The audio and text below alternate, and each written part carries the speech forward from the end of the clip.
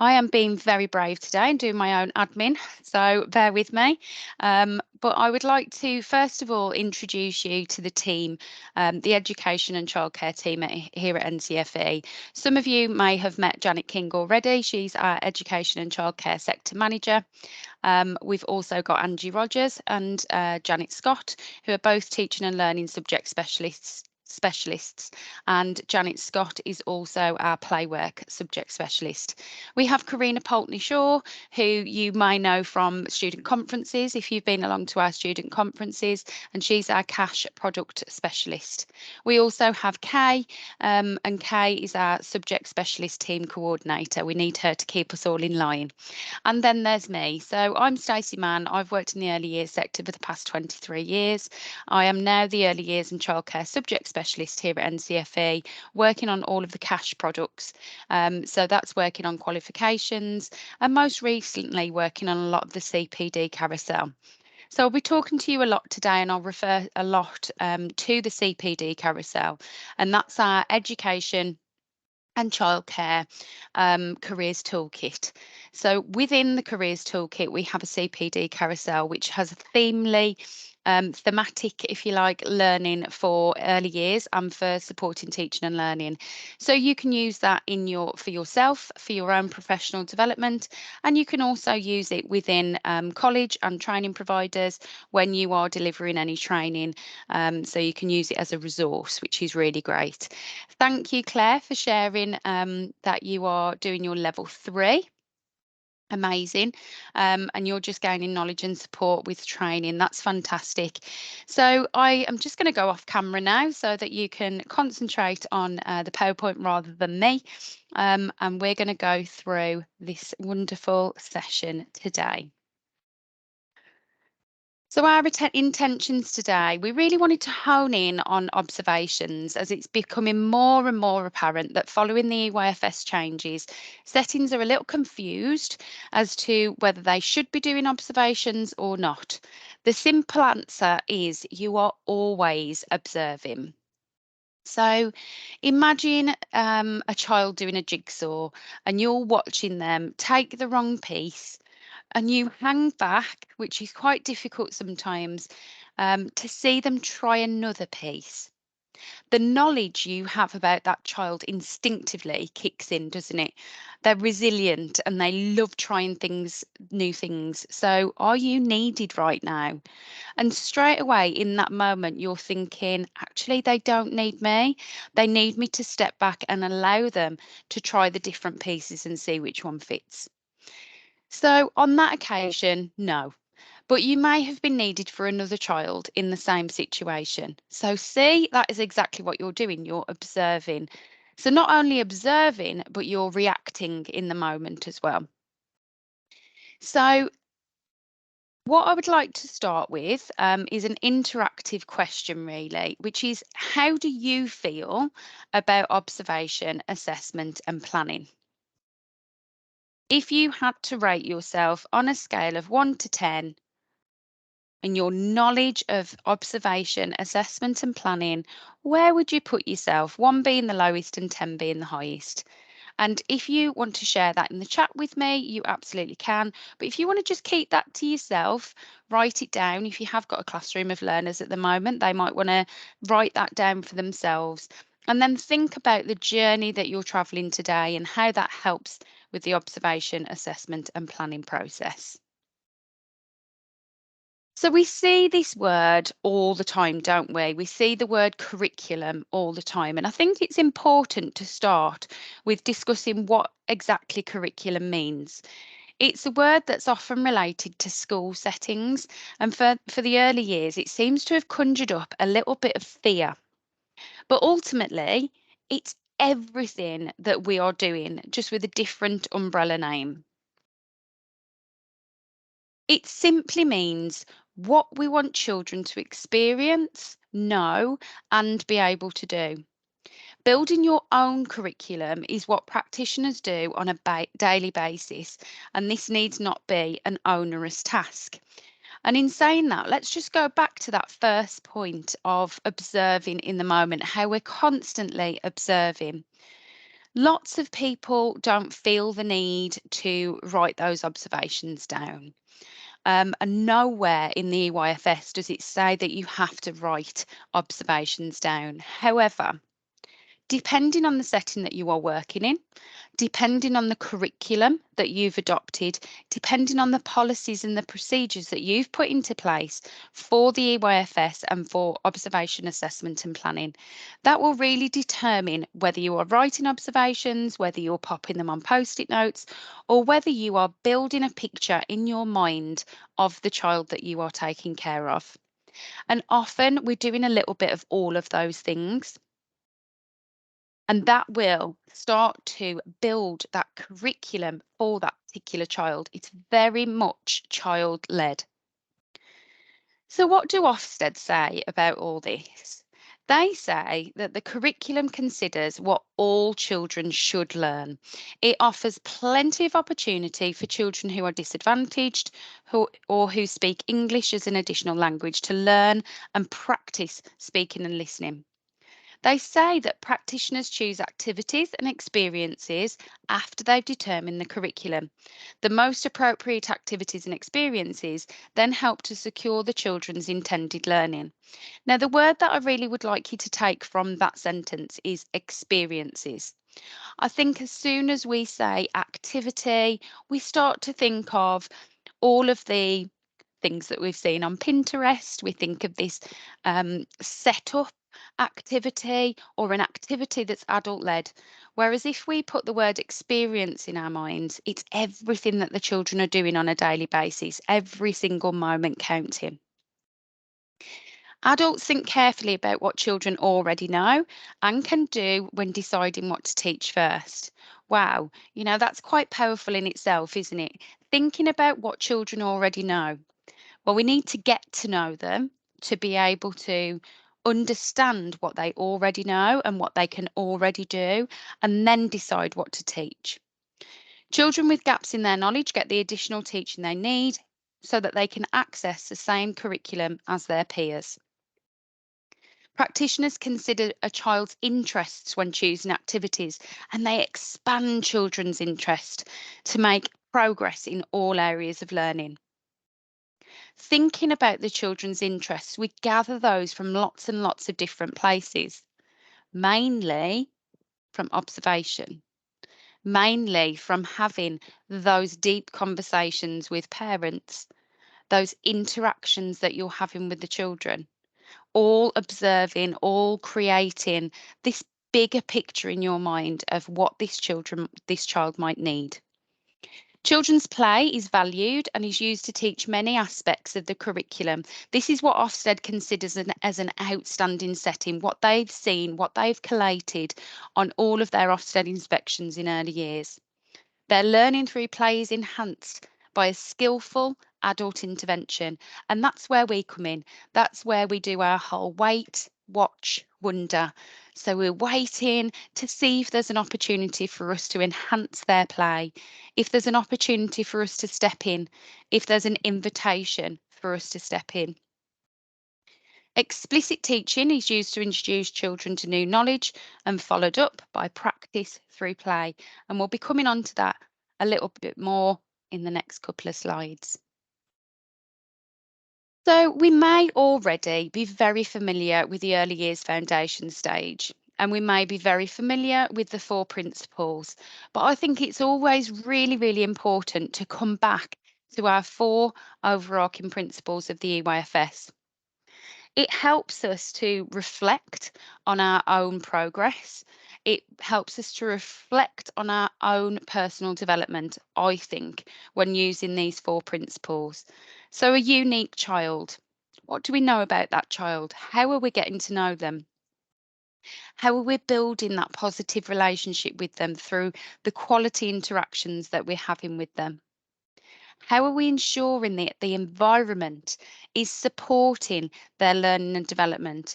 How are we thinking about that individual child, that unique child that we're getting to know, that positive relationship, and how is that then reflected in the environment? So you can see how all of these aspects really fit together and how they fit in with the observation, assessment and planning process. So when we're implementing the 7 areas of learning, all of the 7 areas of learning have remained the same. When we're working with birth to 2-year-olds, we're really focusing in on those prime areas: personal, social and emotional development, physical development, communication and language development. And then we've got those specific areas that we're really just sprinkling in after the age of 2 or before, if we feel that is appropriate for the children that we're taking care of. Thinking of those 7 areas of learning, we don't necessarily want to go through and label every single area that is that area of learning, because we really want to take an holistic approach when we're looking at our environment. We're going to look at some of these areas in a bit more detail. And we also have our education and childcare careers toolkit, as I said. And what we have in there, and I'm just going to share the link with you, is an area that is just about the EYFS.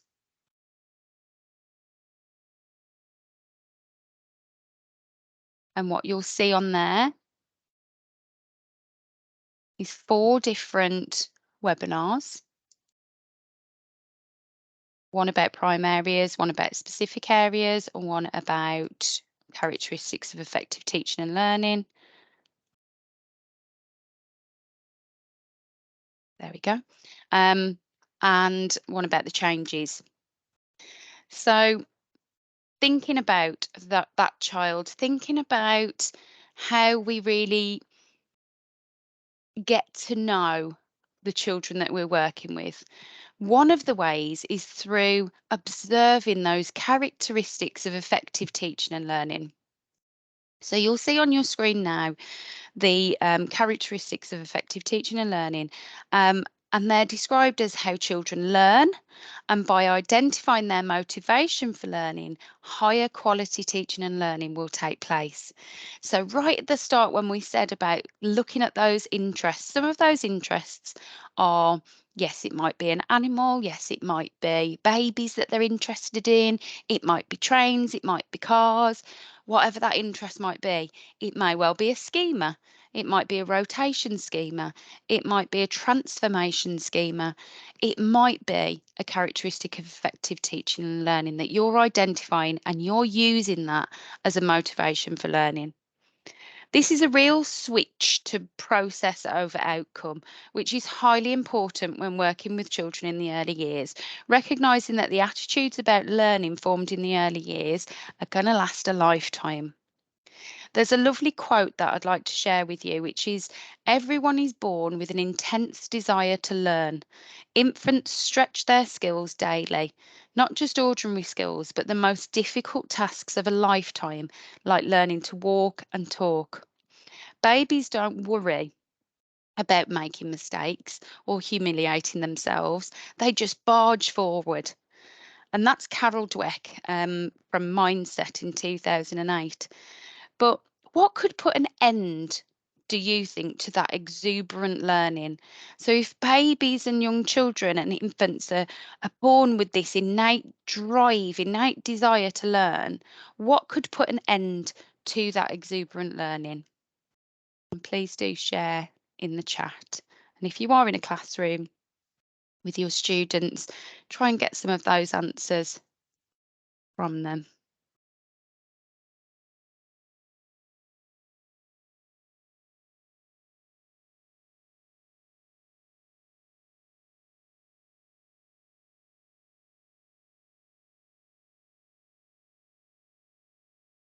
It's an interesting question to ponder. I can see some of these answers coming in. A lack of resilience. So, okay, yep, boredom, absolutely. What else can put an end to exuberant learning? Their desire to learn.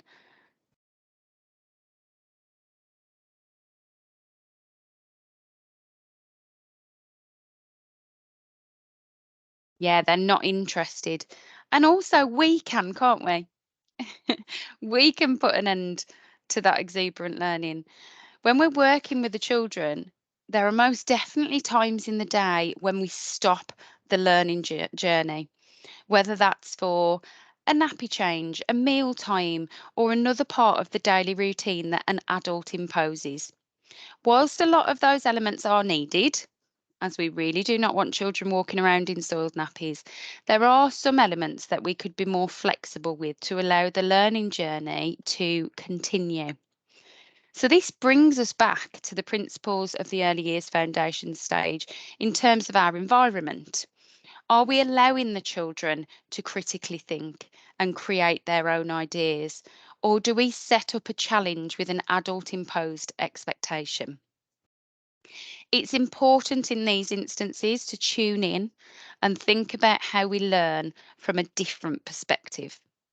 Consider how you learn, for example. Have you been influenced by higher quality learning or higher quality teaching? And was that because there was a certain approach that was used?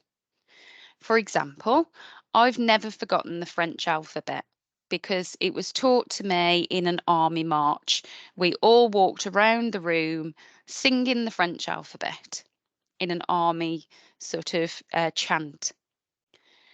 The combination of talking whilst moving enhanced the way that my brain received the information.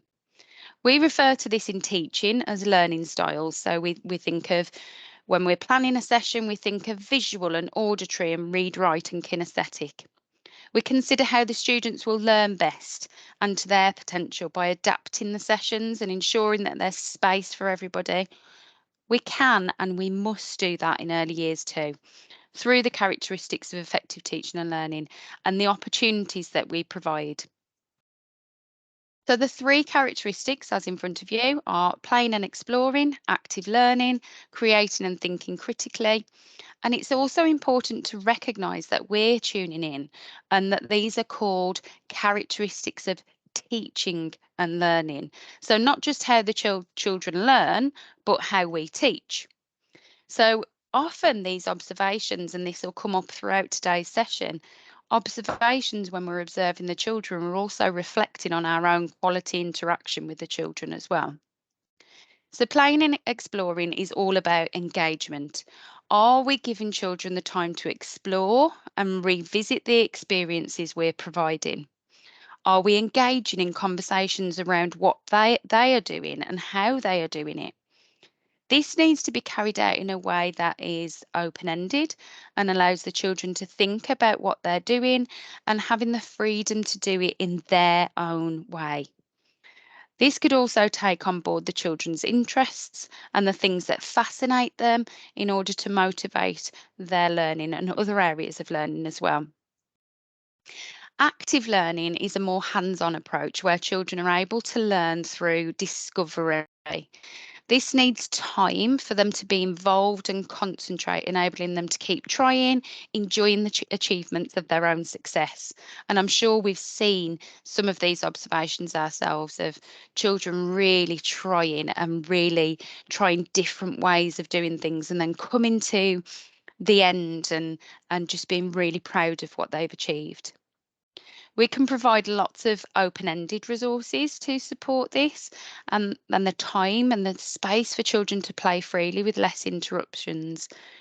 An example of this would be not to tidy up every time there's a transition within the daily routine.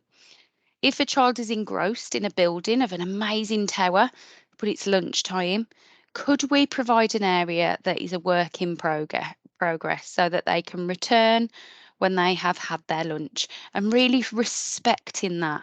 So I've seen settings in the past who have had a work in progress table, and then one of the practitioners has come along and tidied it all away, and the child's gone back to return to their wonderful building and it's gone. So just respecting that if you are going to put a work in progress area in place. Creating and thinking thinking critically is about the children using their own ideas in play, creating and imagining. So, as adults, we can sometimes stifle this important characteristic with too heavily structured routines or a lack of flexibility. Something that I talk about quite a lot is Dr. Dan Siegel's River of Wellbeing. So I think it's really great to think about it in this way because it's a way of visualizing the way that we'd like to adopt these characteristics in the setting. So the River of Wellbeing, everybody wants to be in the River of Wellbeing. We all do, don't we? We want the staff in there, we want the children in there, we want the parents in there. And what we have either side of the River of Wellbeing is the bank of rigidity. So there's too much structure, there's too much routine, there's too many rules and boundaries. And then the other side, we have the bank of chaos. So they can do exactly what they want to do, and that it's lots of there's lots of flexibility, but not chaos. That's what we want to try and achieve. A river of well-being to ensure that all the children can grow and develop to the best of their ability and potential. So, any comments so far? Please just keep talking to me in the chat. I can do both at the same time. I've got it open both at the same time so I can keep interacting with you. We're going to move on to the 7 features of effective teaching. So this really helps us to understand how we can implement observation, assessment and planning processes by using some tips and ideas from Development Matters. So depending on your setting, they will use some non-statutory curriculum guidance for the early years foundation stage. And sometimes that will be Development Matters, sometimes it will be Birth to 5 Matters, sometimes it will be a bit of both. And sometimes it will be completely their own, and they'll just use the early years foundation stage as their statutory framework, as we all have to. But the non-statutory framework will be something that they think about in developing their own curriculum. So whatever it is that the setting that you're working with or in uses, you will adapt some of these key features to suit that school of thought. So it may be that you work in a exclusively Montessori setting or a Reggio setting or a curiosity approach setting, and very much every setting will have their own ethos and their own vision. But I think these 7 features of effective teaching can really support us. So, the best for every child. So, this is all about children deserving to have an equal chance of success. So, drawing on everything we've just talked about with making sure that you're thinking about their interests, that you're observing constantly in the moment. You might be jotting down some post-it notes of wow moments, or you might be doing a narrative observation where you're writing quite a long one because something significant has happened. But ultimately, you're observing all the time. So, the best for every child thinks about the high quality early education and care for all children. So, it's inclusive. So, thinking about SEND children as well, and that they're identified quickly and they receive that extra help straight away so they can progress in their learning too. The high quality care thinks about the child's experience being the central of the thinking for everything. So making sure that they always come first. And that they know when their key person knows as soon as they start that they're going to be getting to know them. They're going to be starting to understand how they feel. They're going to be starting to understand what makes them feel happy. They're going to look at their likes and their dislikes, and they're going to start planning for that. Then we have the curriculum. So what we want the children to learn. So the curriculum's your top level plan of everything that the early years setting wants the children to learn. And thinking about language is vital within that, and the depth of the early learning in that area too. Then your pedagogy. So you're helping the children to learn. You're helping them to be powerful learners. You're thinking about the enabling environments for high quality play, and you're making sure that it's well planned indoors and outside, and you're thinking about how you can adapt that for the children in your care. What works for one cohort of children might not work for the next. what works for one child might not work for the next. Then your assessment is checking what the children have learned. And that doesn't mean lots of data, lots of paperwork. That really looks in the moment at thinking about where the child was, where they are now, and where you'd like them to be next. So thinking about what they can do and really taking that positive approach. Then considering self-regulation and executive function, there's quite a few bits and pieces on CPD carousel for self-regulation because it's one of the subjects that I absolutely love. So really supporting children's ability to focus their thinking, regulate strong feelings, and also you as that co-regulator. So there's lots of information on the toolkit for that. And then perhaps most importantly, that partnership with the parents as well, that triangulation approach of you as the practitioner, as the early years educator for the child and for the parent and the families that you're working with, and just making sure that that is a strong and respectful partnership. And again, we've got some extra ideas about that and extra webinars on the CPD carousel that are free to access for that too. So we're going to have a little go at an observation. So we're going to watch a video. Now, if you are a teacher in a college or as a training provider, or you're a manager of a setting and you've come onto this training today, a really good place to start with training videos is siren video films.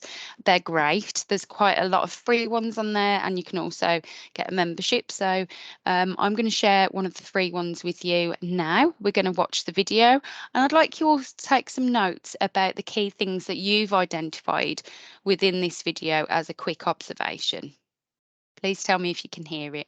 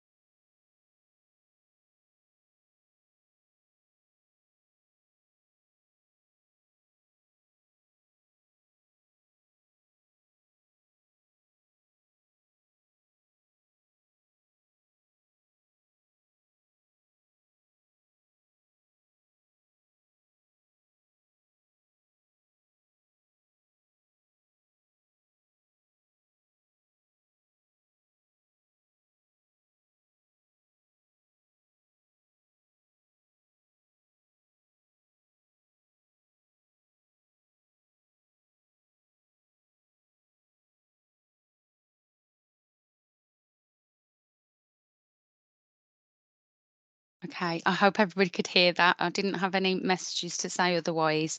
Um, so hopefully you've managed to jot a few things down from that small video, and this is a great way to practice your observation skills. So here we've done a snapshot observation. So V has taken a small group of children on a walk to the local park. The children are suitably dressed with own backpacks. So we're setting the scene there, aren't we? V engages with a small group on how to cover the worm the children that the children have found. She reminds children to look with eyes. So as you can see, this snapshot observation is very much about what the adult is doing. So I would be using this as a manager to check the quality interactions that are going on with the children. And actually, what I would say is, I don't know whether anybody wants to comment on this now as well. What I would say for that snapshot observation is that there's less about what the children are doing, more about what the adults are doing. And so it may be worth flipping it a little bit to look at what the children have said. So what you can see here in the narrative observation, I know that's quite small, is that This observer has gone in and actually said what the child is saying. So one child shouts to V, the wiggly worm is bleeding. Child A says, maybe we need to find some more soil.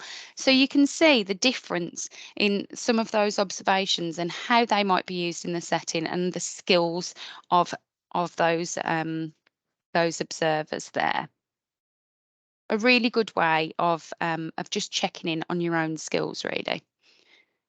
So within development matters and within birth to 5 matters, there are little sections that go through the prime areas and the specific areas, and they look at age bands and they look at observation checkpoints in development matters.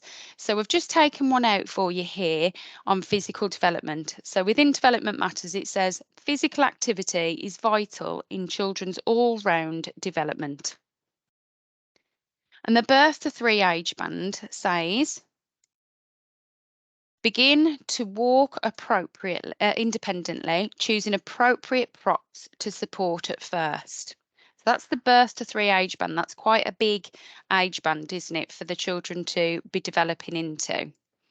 And the observation checkpoint, which is where we stop and do a bit of an assessment, really. So you're checking whether your children are developing at that rate.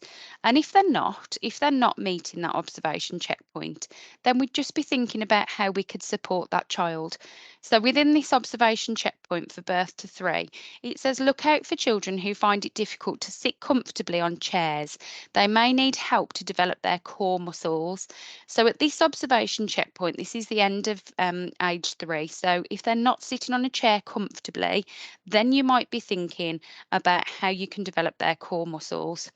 But they've got quite a long time to get to that point, haven't they? And you will have noticed if they are not using their core strength, especially if they're not sitting on a chair or sitting up. And then we would be putting core exercises into place to support that particular child. So an example of this might be in baby room, we might be working towards this by thinking about tummy time and thinking about how much tummy time that they have. And talking to the parents about the benefits of tummy time. So my little girl, my youngest daughter, didn't like tummy time because she had acid reflux. So when she did tummy time, she'd be sick, and she'd, you'd sort of leave the room for a second, come back in, and she'd have a face of sick, and she used to find it quite painful. So she didn't have a lot of tummy time. I'd lie her on my chest for her tummy time, which wasn't as beneficial because she wasn't pushing her neck up and developing those core skills. And even now, she's 8. Even now, she struggles to turn over from her front to her back. You'll always find her going over to her back to get up instead of the other way around. She finds it quite difficult, and that's that. Those core muscles really needed supporting in those really early years. So that observation checkpoint in all the different areas of the development matters are quite useful because we're not doing as many assessments as we would have done perhaps a couple of years ago. And these observation checkpoints come at the end of each age range. So we just check in and just make sure that our children are where they should be in terms of child development. So we're recognising anything that we need to support them with at that point. And I've just got some top tips here for you in terms of observations. So quality always over quantity. Think about what did I observe? Why did I observe that? And how has it improved my knowledge of the child? So that quality over quantity, often you will have settings where they will stipulate how many observations you need to do per month per child or per term per child. And often that is beneficial due to the people that they're working with. Other times you'll be writing an observation just for the sake of writing an observation. And what we want is for them to be meaningful and purposeful observations. So assess the quality interactions with that observation too, as we mentioned earlier on about your own professional development and your own personal development when observing the children, when observing quality interactions, and that less is more. Spot something new. Think about all of the new things that the children are doing. You'll probably be able to see something new every single day. And what I would always advocate is just speaking to the parents about what they're spotting that's new as well, so that you can be looking out for it and you can be sharing those new bits of information about their children at the end of each day. So that parent feedback that you have at the end of each day, that family feedback at the end of each day, that needs to be specific to that child. So by spotting something new within your observations throughout the day, you'll be able to share that.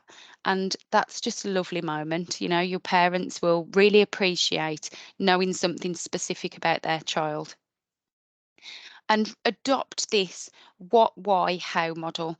So, what did I observe? Why did I observe? And how has it improved my knowledge of this child?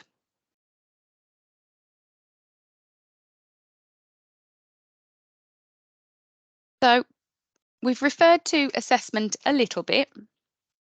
But I'm just going to take you to the changes within the early years foundation stage. So there's no requirement to monitor and assess before the end of the reception year.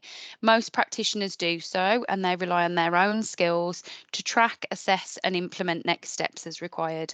Our next steps are usually taken in the moment or in small intervention classes in reception. So if we're thinking about assessment within early years before the children start reception, we're really only thinking about the 2-year progress check and your ongoing assessment of the children in the moment, which we'll talk about a little bit more in a sec.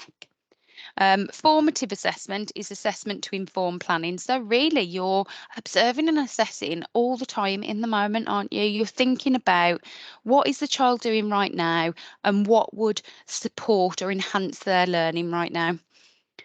Formative evaluation must be based on observations of children in motion, both in self-selected play and planned events, in order to prepare effectively.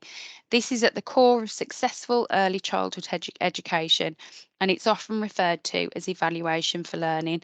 But often this evaluation for learning, this formative assessment, it comes with experience. We need to be practicing these things all the time and doing our observations all the time, even if you're not in a setting right now, but you have your own children and you're thinking about going into early years as a career, because we often have people come on to do that sort of training session. You know, you're observing your own children all the time as well, aren't you? And you're thinking about how you could make that particular moment better and enhance that moment. So I'm going to use an example here of Play-Doh and really honing on the characteristics of effective teaching and learning. So I was working with a setting who typically had a Play-Doh table every single day. So the early years educator would make up the Play-Doh, they'd decide on the colour, and they would put lumps of Play-Doh in everybody's space. They'd have some chopping boards, and they'd have cutters and rolling pins. Nothing wrong with that. Do we think? Do we think there's anything wrong with that? We've got all of that laid out on the table for the children to access. And please communicate with me in the comments. But that would always be set up. And when observing the whole setting, because I used to do a lot of behaviour support, so I was observing in that setting, I could see a lot of children were not accessing the Play-Doh table at all. So they wouldn't come over and use it. Some children would, they would sit there and just play with what was there. And the same things were sort of happening every day. And just as Carolyn says there, it would be good if the children made it with you. And that's because of your characteristics of effective teaching and learning. Some of those children are creating and thinking critically, and they want to be involved in that transformation process.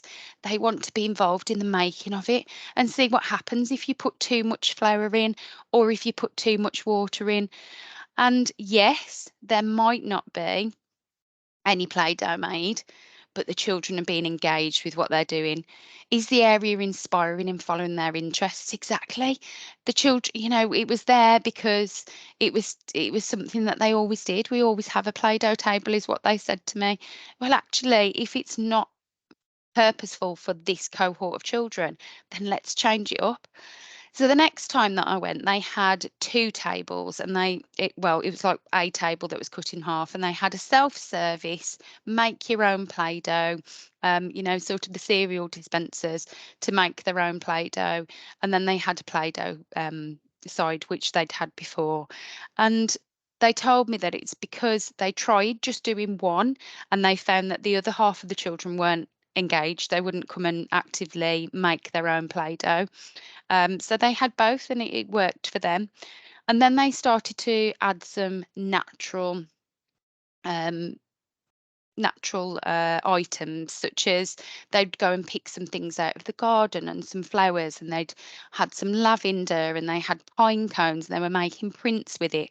So just something as simple as Play-Doh was just formatively assessed in the moment. What are the children doing? What does this child like? What does this child need? And then the whole experience was changed for them. So it's often to inform the planning, inform everything that you're doing, inform your provision. And then we have the 2-year progress check. So a child's key person must write a short summary detailing the child's development as a learner and identify areas that could be improved through their progress check. But I mean, you're going to be doing that all the time, aren't you? You're going to be working towards that all the time. So as we go into the last quarter of our very quick hour session on observation and assessment and planning, we're just going to talk a little bit about planning. So lots and lots of settings have now gone over to in the moment planning, which is viewed as an intuitive approach to the early years foundation stage, as teachers are extending a child's interests as they emerge. Babies, toddlers, and young children do not think ahead, but instead operate in the moment. So, providing opportunities, environments that stimulate curiosity. So, each child will have different things that stimulate them, as we said with the Play-Doh. One might enjoy painting, another might like dressing up. And we need to be really thinking about that enabling environment. So, another example of this would be a setting that I worked with where they had discussed having a creation station. So rather than, I'm just going to come back on camera, rather than having pieces of paper, which is what they had before, different pieces of paper, different tools. Oh, my camera's not working very well, is it? It's stopped right, I'll go back off. It doesn't like my face today. They'd have different tools, different paper on the table, and they'd have a bit of PVA glue and bits to stick on that had already been cut up. Nothing, drastically wrong with that. But the children weren't having any ownership. They didn't have any autonomy within that sticking creative session. So we talked about having a creation station where the children could select the things that they wanted, that they could have paint that were in the soap dispensers, empty soap dispensers, so that they could go and get their own paint, and they could go and get their own glue, and they could really be autonomous in creation and create something that they wanted to create, or not, as the case may be. It was very much about a process. And I went back about a month later, and they'd implemented this creation station. It was wonderful. And I sat with the children, and they weren't accessing this wonderful creation station that had been made. And I said to them, why aren't you getting some of the things from over there? And they said, we're not allowed to. I said, what do you mean you're not allowed to? And they said, we're not allowed to take things off there. We have to ask first. I said, right, okay. So what they'd done is made this creation station, but not told the children what it was for or introduced it to them at all. So they were conditioned already not to touch those things. And so they really needed to introduce it. So once they had introduced it, then of course it was an education. They were finding out how much to take, when not to take too much, and to share it with each other and all those sorts of things. So it's really thinking about that enabling environment. In the same setting, they had a gorgeous um, area where the children could go and sit and read and look at books in the 3 to 5 area, and nobody was utilising that space either. And that was because it was too noisy in that area. So you could go in there and you could go in your little nook and you could get on a pillow and you could get a book, which were, lovely books, a real diverse range of books. But the other side of it, they'd got the musical instruments, and next to that, they'd got the role play area. So very much a noisy space when really they wanted to have that quiet space to snuggle up. So observe and listen closely so you can follow the children's lead as well. Identify the items, the places, the ideas that have sparked a child's interest, and use open-ended questions that require a description rather than a yes or no answer.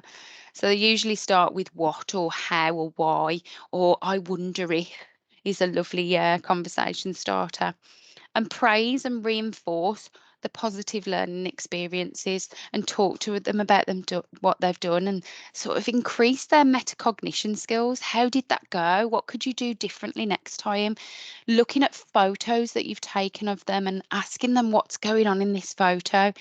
And it's amazing what they come up with when you think about a photo and you show them a photo and they tell you things that you didn't realize were happening. Really lovely way of getting them to start reflecting. So there's a quote here from Learning, Playing and Interacting. So babies and young children are experiencing and learning in the here and now, not storing up their questions until tomorrow or next week. It is in that moment of curiosity, puzzlement, effort or interest, the teachable moment, that the skillful adult makes a difference. By using this cycle on a moment by moment basis, the adult will always be alert to individual children, always thinking about what it is that tells us about the children's thinking, and always ready to respond by using appropriate strategies at the right moment to support children's well-being and learning. So that's planning for your next moment. So I think that's a really lovely way of summing up really the observation, assessment and planning process, that you're always observing, you're always seeing what's going on in that moment, you're always assessing, thinking about what is it that the child's thinking, what is it that this observation is telling me, and then how can I enhance it, how can I plan for the next moment.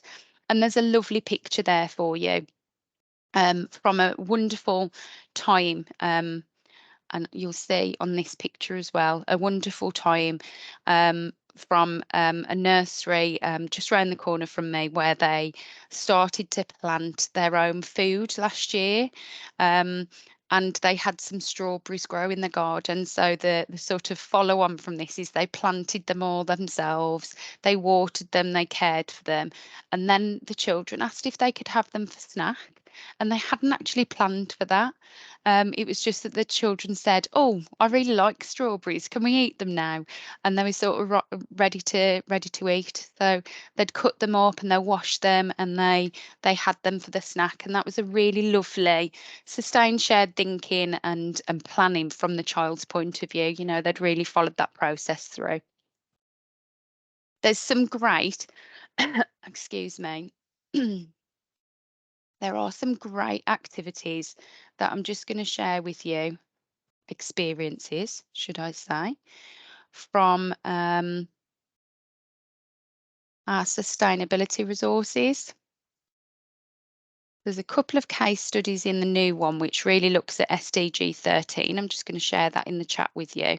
If you do lose everything, please let me know and I can email me and I'll send them to you. Sometimes you just need to copy and paste those out of the chat before the session finishes.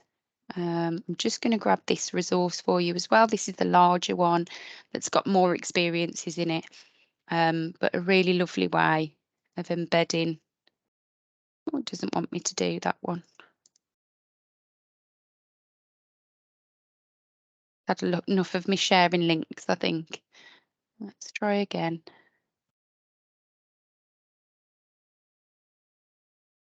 No, won't let me share that one, but you will find it on our website. So just to wrap up then, it's all about you. So get to know the children, get to know what their likes and dislikes are, and how you can enhance those moments, those teachable moments, making sure it's sincere and genuine. Have an excellent understanding of child development, not just of the EYFS, but of child development, knowing what the sequences are. Have the quality interactions and keep working on those quality interactions with children. It comes with a lot of practice and a lot of time spent with the children. I once had a student come up to me at the end of a training session and asked, I've got a new key child. How do I get to know them? I'm really struggling to get to know them. They're only in 1 day a week. And the answer is to just spend time observing, spend time interacting with them. What is your pedagogy? What do you believe in? What makes you feel inspired? Is it those quality outdoor play investigations? Is it art? Is it music? You know, what is it that makes you feel really inspired? Is it a Montessori approach? Is it a Reggio approach? Is it your own amalgamation of all of those different schools of thought? Think about it and think about your pedagogy. Make sure that everything that you do is child-centred and that you communicate and collaborate. But most of all, trust yourself and your expertise. You're going to get things wrong. You know, we always do. There's going to be moments that we reflect upon and think, I wish I'd have done X, Y, and Z in a slightly different way. And that's okay. That's what a true reflective practitioner does. So be kind to yourself. So that's the end of today's session, but I'm happy to take any questions. Please do keep in touch. I've got my email address on there for you. I am desperately trying to share this link. Oh, there it is. The sustainability resources there for you as well. And there's also development matters and the good practice in the early years foundation stage, which is learning, playing and interacting. Thank you all for joining me today. Please do pop any questions in the chat and I will pop in my email address once again.